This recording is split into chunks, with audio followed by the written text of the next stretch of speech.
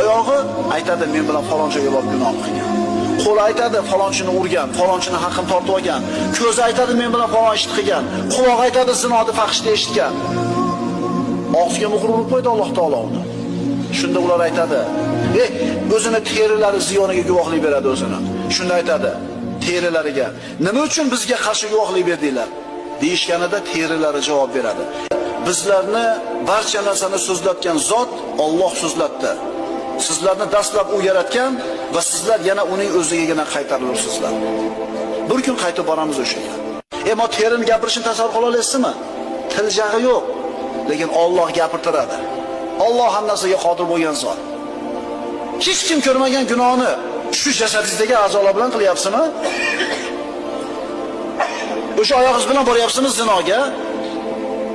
O'sha qo'lingiz bilan qilyapsizmi zulmni, harom ishni?